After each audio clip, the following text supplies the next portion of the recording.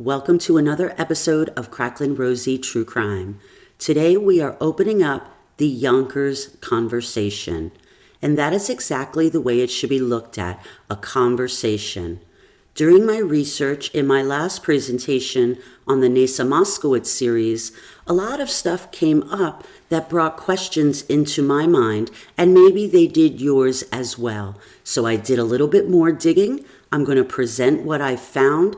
I'm hoping to create some chitter chatter, some dialogue within the Son of Sam community, and then follow up with a part 2. So thank you for being here today. Let's get started. We're going to cover a little bit more on the diary of attacks, the Yonkers lawsuits, and the shooting of the elderly woman. I know, I can't let that go, and I probably just should. But we'll cover what I was able to find today. So we're beginning with the diary of attacks. So just after the arrest of Berkowitz, the Daily News put out this headline, "Sam kept diary of attacks." I'm not going to read the whole article. There's already a video up of me reading it for you in case you don't have time to read, but you're interested in the article. So he wrote 40 pages on details.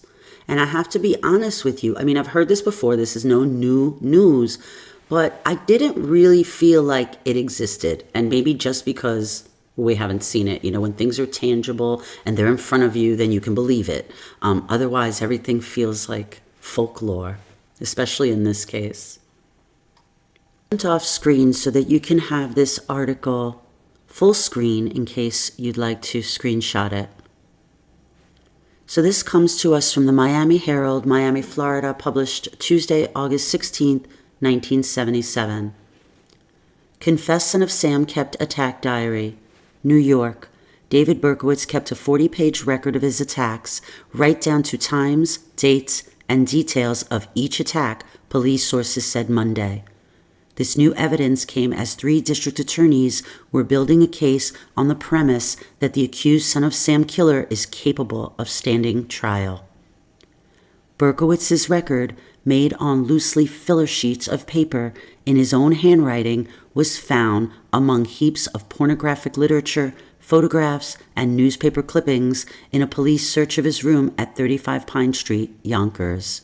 There were about 40 pages of notes. Passages of the notes have been turned over to the district attorneys for Brooklyn, Queens, and the Bronx, who are presenting a coordinated case against the man who has admitted 6 slayings. Sources close to the investigation were amazed at Berkowitz's encyclopedic memory for details of the attacks, in which 7 persons also were wounded, and his methodical behavior after each attack. He is specific and articulate, one aide said. To early accounts and police theories, Berkowitz did not seek a speedy getaway from each shooting, but instead lingered, usually going to an all-night diner for an early breakfast. Because most of his suspected attacks took place at the height of weekend dating nights, these diners were invariably packed, and Berkowitz melted in with the crowd. Also told his interrogators that several people very definitely saw him after his attacks. He cited one in Forest Hills where he bumped into a man leaving the scene. The suspect corrected several police accounts about his 13-month onslaught and pointed out mistakes on police tactics. One of those mistakes was assumption that he would leave the scene by darting down one of the parkways or expressways, a theory given heavy credence since most of the murder scenes were near express routes. Berkowitz told investigators that he usually walked several feet after he committed the act, hurried to his parked car nearby, then drove to an eatery, and after several hours drove through back roads. Berkowitz was indicted Monday in the murder of Stacy Moskowitz and the wounding of her date, the last of the gunshot forays attributed to the Son of Sam slayer of 6. So these records were acquired by police during their search of Berkowitz's apartment. They were turned over to the respective DAs to be presented to a grand jury. So I think it's safe to say that the diary does exist. And once it's turned over to the DA's offices, it should be within their records. So I'm not sure why, when the Queen's DA was FOIA'd, this was not included with some of the information that has been made available. This one's more legible, so I'm back. Diary of Son of Sam killings found at suspect's place. I'm not going to read the whole thing because there is a lot of repetitive information, but I did pick a few things that I thought were interesting and worth mentioning. Berkowitz Tuesday entered a plea of innocent to second-degree murder charges, and his lawyers said he would probably defend Berkowitz on the grounds of insanity, so we know how that turned out. But what I found interesting and very period is he pled innocent. So, other development, the New York Post quoted workers at Kings County Hospital, where Berkowitz is confined at, saying the suspect told them he wished he were on the street stalking victims instead of pacing a cell. I should be out hunting tonight, Berkowitz was quoted by the Post as telling the hospital workers, who were not identified. The reputed record of the Son of Sam slayings was found in Berkowitz's apartment in Yonkers, New York, strewn about the floor amongst pornographic literature and newspaper clippings of the crimes, the police sources said. So I just, another confirmation that Berkowitz was reading the papers the day after his slayings. So quick recap on Diary of Attacks. Again, I was skeptical that they existed, but I found enough information backing up that this diary was found by police. It was turned over to the respective district attorney's office, presentation to the grand jury for a case being built against David Berkowitz. What do you think? Does it exist? Where is it? Somebody FOIA it. Let's move on. So now we're moving on to the lawsuits. If you watched my Nasa Moskowitz vids, you know that she and her attorney, Spencer Lader, filed for a $10 million lawsuit against the city of Yonkers. What we've learned since then is Robert Violante did the same. So I read part of this article to you in the last video. So what I'm going to do is make this a little bit bigger.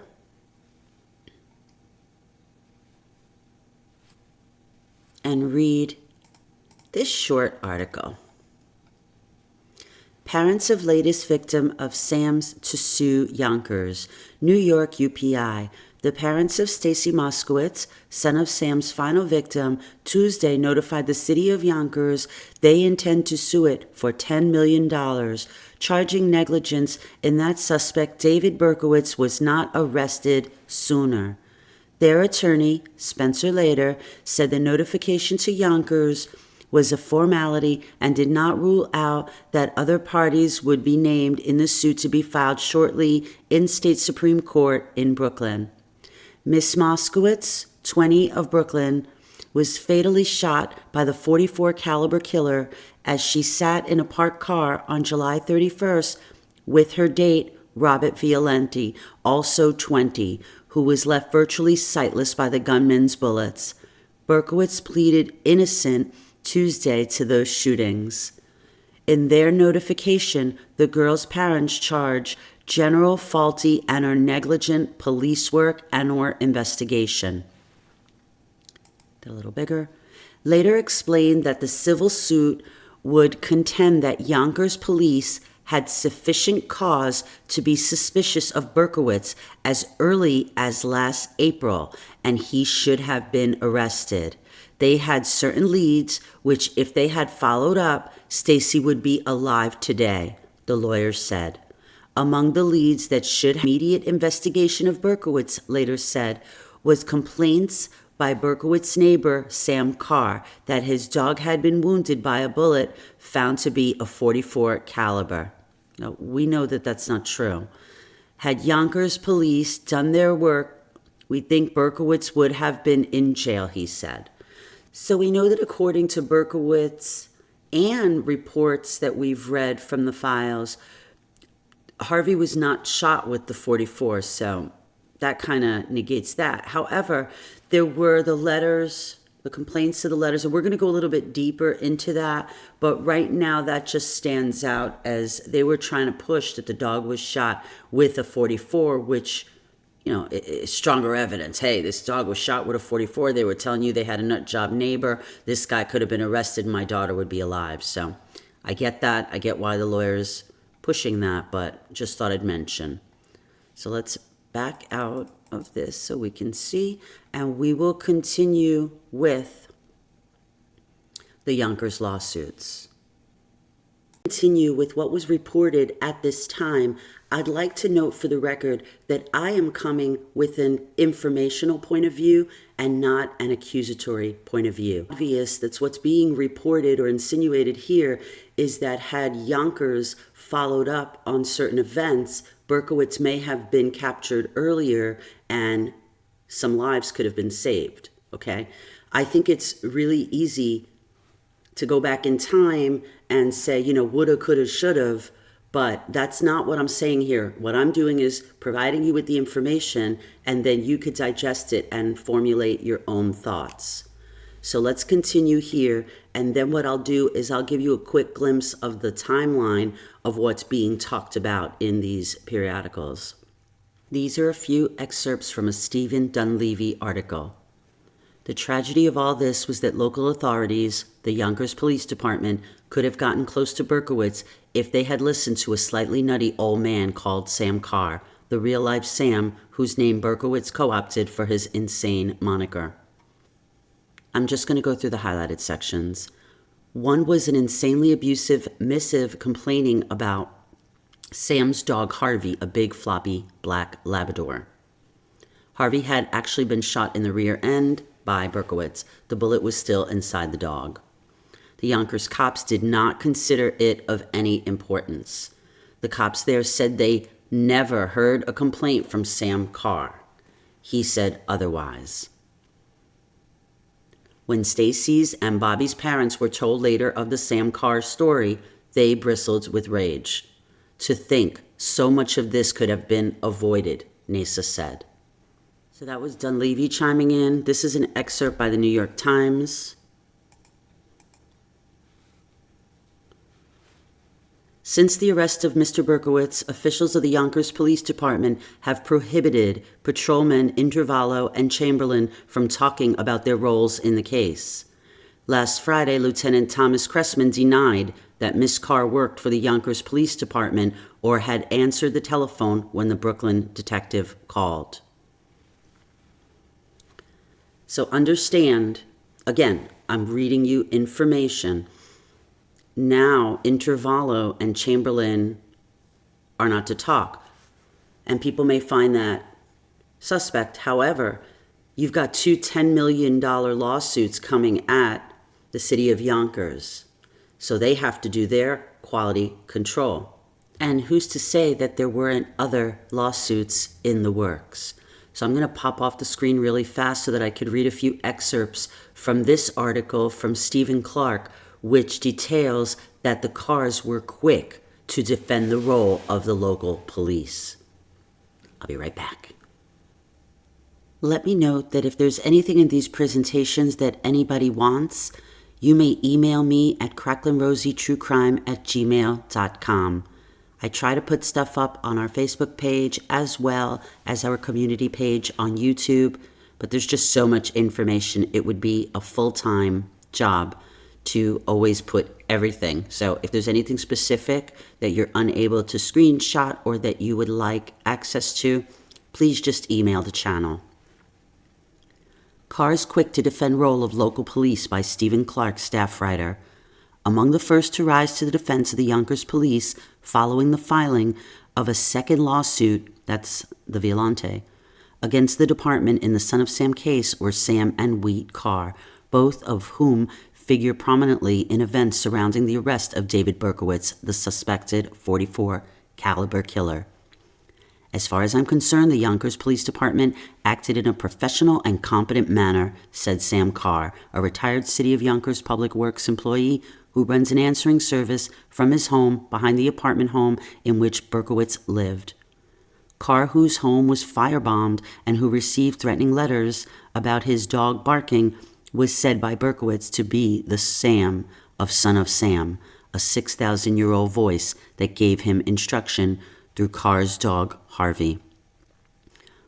Wheat Carr, his daughter, is a Yonkers police dispatcher credited with providing a vital link leading to Berkowitz's arrest by turning a telephone inquiry from New York City about a parking ticket Berkowitz received near the last Son of Sam shooting scene over to a Yonkers police who was working on several Yonkers incidents in which Berkowitz was suspect, including the letters to her father. And then here I have highlighted, because this is where we show that Violante had entered a claim, a notice of claim in a $10 million negligence suit against the Yonkers police was filed Monday by Robert Violante, who was shot and blinded in one eye July 31st in Brooklyn. And then down here I have highlighted, it is almost unbelievable the work done by Lorenzo and Oakley, Chamberlain and Intervallo, said Carr. I know the amount of work these two detectives and two patrolmen put into it. And pictured here is Intervallo and Chamberlain. I have some highlighted information here that just shows that as of June 23rd, 77, detectives Lorenzo and Oakley had sent samples of David Berkowitz's lease at Pine Street. Okay, this was sent to the FBI, and they did come back inconclusive, but my point here is really just showing that Yonkers was following up with the harassing letters. Again, all this information is available if you would like it. I think at this point, I'm going to jump back on with you and just quickly go through the Yonkers harassment slides on the timeline. Here she is, the Son of Sam timeline. The Neto family harassment. We're not going to go into detail on the Netos. A lot of their information was reported after the arrest, but just to give you a chance to peek at the slide, it does go through the Molotov cocktail, the harassing letters, the phone calls, the SWAT incident, and the dog finally being killed.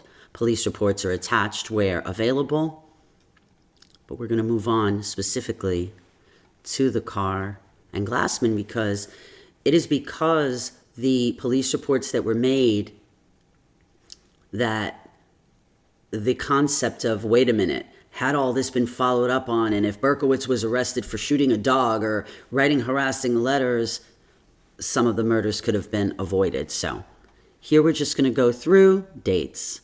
Okay. Carr family harassment. On October 9th, 76, the Molotov cocktail at the Carr house. April 11, 77, received first letter regarding barking dogs. April 19th, received second letter. April 27, 1977, family dog Harvey is shot. June 10th, 1977, Sam Carr reports get well card sent to Casares' family. Carrs and Casares meet on June 9th, 1977. So he actually reports that incident to the Yonkers police. And we have police reports attached here. We're not going to go through them today. Again, if there's a desire to go through the slides and go through the links and go through the links and the links, I am happy to do that. Okay, on July 12, 1977, Sam advises Jimmy Breslin that composite sketch resembles Berkowitz. Breslin advises him to call the task force. On August 6, 1977, I don't have a specific date, and we're looking into this, of when Sam Carr actually called the task force. On August 9th, Sam goes down to the 109 precinct and informs them that he believes that Berkowitz is the .44 caliber killer. We have a follow-up on that, but we haven't been able to locate an actual original police report of that visit. So if anybody has that, please share it with us. Okay. August 9, 1977, Detective James Justice of 10th Homicide Zone, Brooklyn, speaks to Wheat Carr at YPD Dispatch. Wheat names Berkowitz as suspect. Police reports attached. September 19, Sam and Wheat Carr received letter from Kings County. Okay, so that's not relevant. Really, it's these first events that are relevant to what we are talking about today. Things that happened, things that were reported to Yonkers that after the fact and after the capture of Berkowitz, these, lawsuits insinuate that had these things been followed up more seriously, lives could have been saved. Then just real quick, we will cover Glassman. Again, just the outline. Craig Glassman harassment. He is the downstairs neighbor, 35 Pine Street, apartment 6E. March 1977, he moves to Pine Street, yada, yada, yada. June 7, August 6, he receives June 7th through August 6th, Craig receives 4 threatening letters. Police reports are available. I even have a recording here of the letters, so if you don't feel like digging them up and reading them, I have a video where I read them all to you, and there'll be a link on the timeline. It's also on my YouTube page. So, all right, August 6, 1977, fire sat at front door. Okay, so this is where the fire sat, the the rounds are in front of the door. That was reported. That was August 6th. Okay, August 10th, 1977, upon his arrest, a poem was found in Berkowitz. Okay, so this is after the arrest. I'm only concerned with these events prior to the arrest, since that is in the context of what we're talking about today. So we had threatening letters to Craig Glassman, and we had the fire in front of the door. Okay. So I think that was all I really wanted to slam through on the timeline. Of course, I wanted to give you a chance to take a peek, see what information will be available. Everything at your fingertips. We didn't go through any of the links, but police reports where available are attached, and we're going to move on from here. I think we've talked about the Yonkers lawsuits and the climate. It was more not about the lawsuits, because obviously the lawsuits didn't go anywhere. It was more about the climate, because a lot of people say, well, YPD was this and NYPD was and nobody was working together. Remember, policing was very different in those days, and we don't have the sophisticated systems where they're all linked together, that we have today. But here, I just found it really interesting. Of course, Yonkers has 2 $10 million lawsuits hanging over their head. Yeah, they're going to pull back to some degree. So I'm not saying right, wrong, indifferent. I'm just saying it like I'm saying it. All right, we are going to move on from here. One final thought on the lawsuits, because I started to ramble towards the end. We were most concerned with the crimes, specifically the ones reported to Yonkers prior to the shootings. Okay, so a lot of stuff was reported after Berkowitz's arrest, but we're talking about the stuff that was reported earlier on, which would bring up the point, hey, if these things were followed up on, could the outcome have been different? So I just wanted to clarify that for you. The shooting of the elderly woman in Yonkers. This is one of those sub-stories that bugs me. When the data dump first came out, People versus Berkowitz, one of the first documents that I dove into was the questioning of Berkowitz by the 3 DA offices. When questioned by the Brooklyn DA, he was asked about his .45 caliber machine gun, and he was asked if he ever used it, if he ever shot anyone with it. So I'm jumping to that page, and I'm just going to read it to you.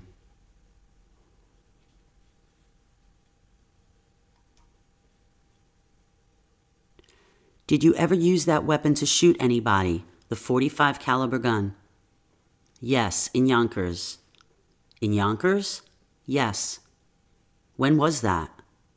I don't remember the date. Did you hit anybody? Yes, I did. Who did you hit? An elderly woman. Did you kill her? No, I did not. And that was all that they spoke of the elderly woman. So I'm like, what? That's it? That was it on those documents.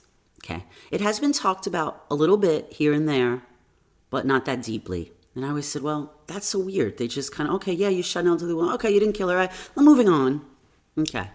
Anyhow, when I was stressing over the diary of the attacks, I noticed the headline, put my head down, and said, probe report of a shooting in Yonkers. I'm like, well, are they talking about the elderly woman?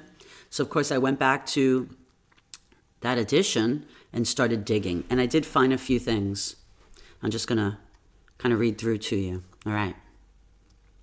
David R. Berkowitz, the man the police have identified as the .44 caliber killer, said after his arrest that he was also responsible for the wounding of an elderly Yonkers woman with a .45 caliber rifle found in his apartment, according to court documents presented to the Brooklyn grand jury. New York City police officials confirmed yesterday that a search was underway to identify the Yonkers woman. The Yonkers police refused to discuss any aspect of the case, so we already discussed that in the lawsuits portion. So now we'll look at a portion of this article, Sam tied to shooting of Yonkers woman, and this is where Westchester County chimes in. The Westchester County District Attorney will investigate a report that David Berkowitz, the accused son of Sam murderer, shot and wounded an elderly Yonkers woman with a .45 caliber weapon, the news learned last night. Okay. So they weren't very happy because they thought that they should have been notified right away. But anyway, I'll give you a few snippets here that I think are important. According to the latest report, which neither Yonkers nor New York police would confirm, Berkowitz admitted shooting the Yonkers woman, and that admission was presented to the Brooklyn grand jury.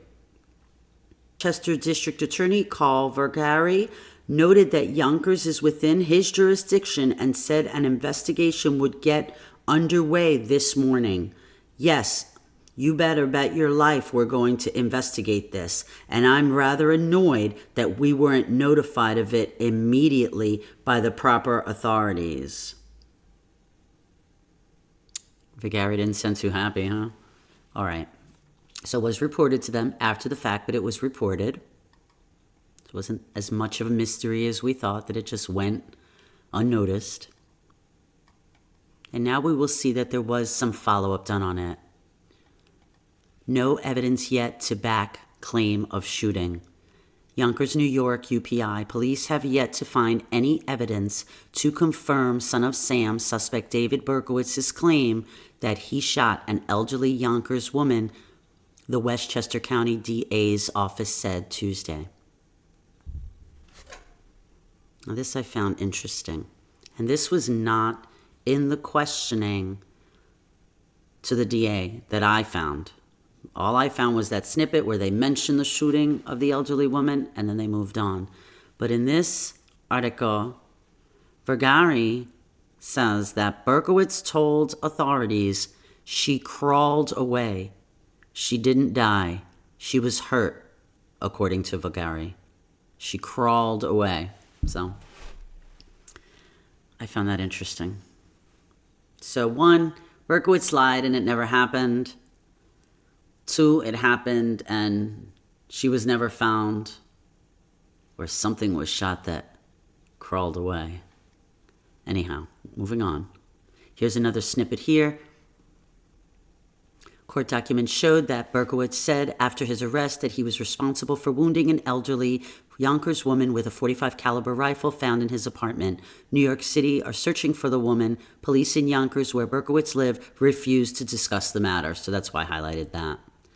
And then this article, I'm not going to read the whole thing, but this shows that there was follow-up. So there were 2 women who had been struck that didn't die in that vicinity, and they followed up with it, but neither was Berkowitz's .45. So there was some follow-up there, but nothing ever came of it.